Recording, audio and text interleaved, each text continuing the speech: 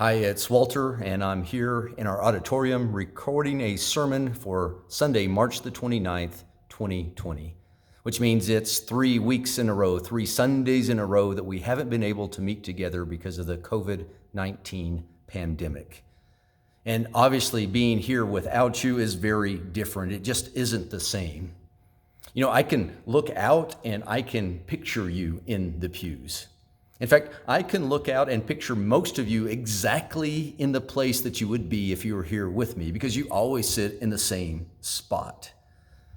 I can picture you, but I can't see you because you aren't here, and I really wish you were.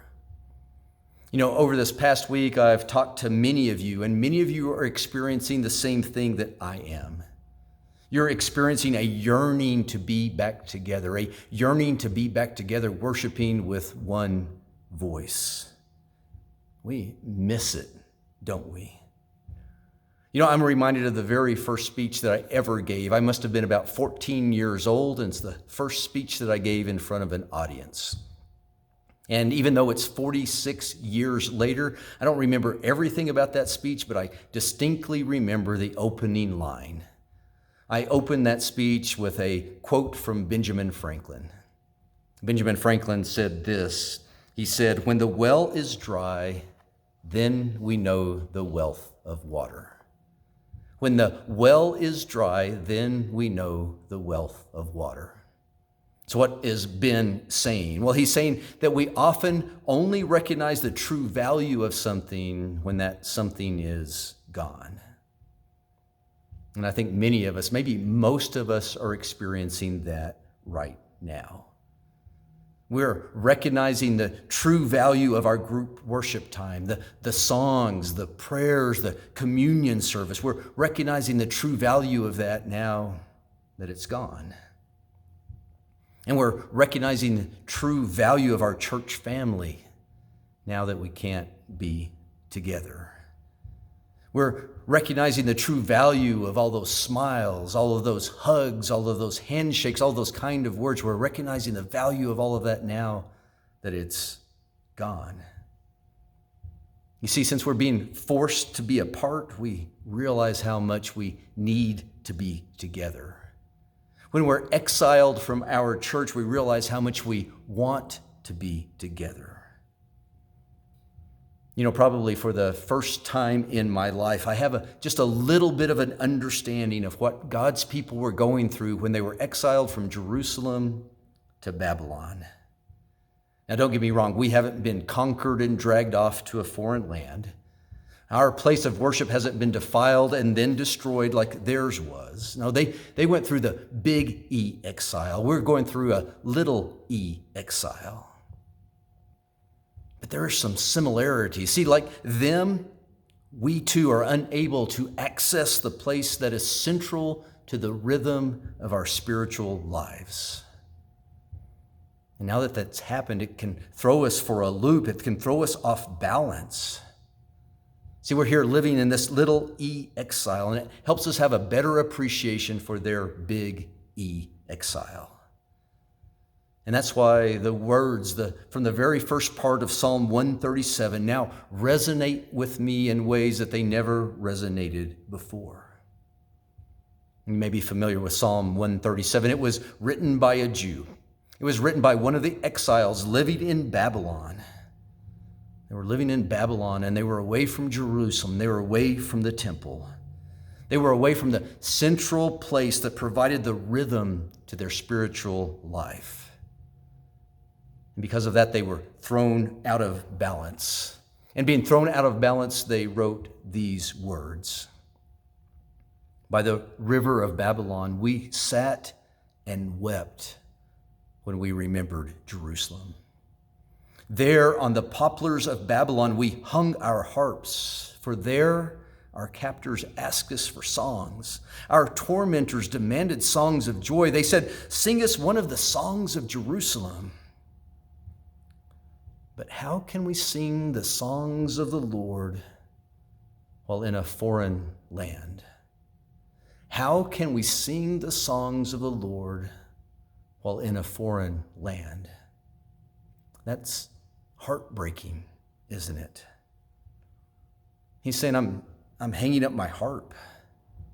He's saying, I can't sing songs of joy when my joy is back in Jerusalem.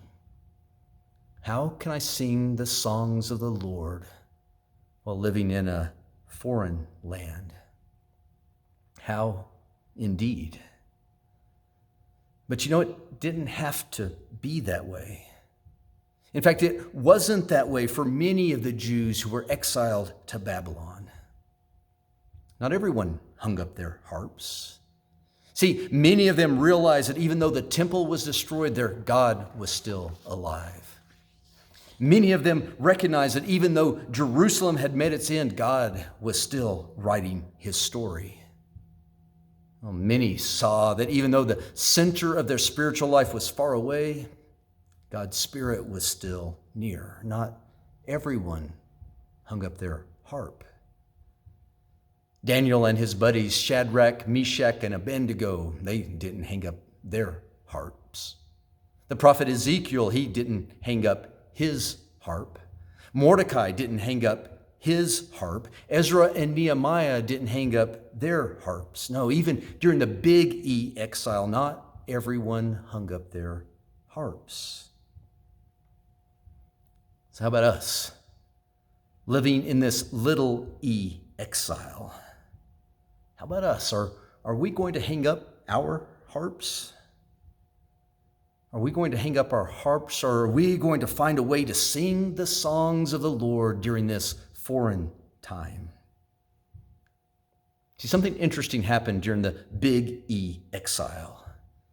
Instead of extinguishing, instead of silencing the Jewish religion, the exile instead rekindled the spiritual life of the Jewish nation.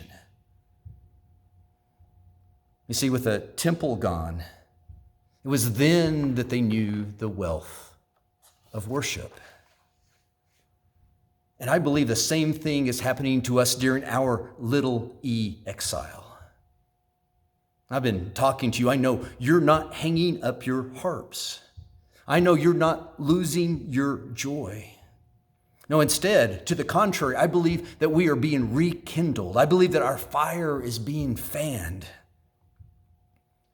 And why is that happening?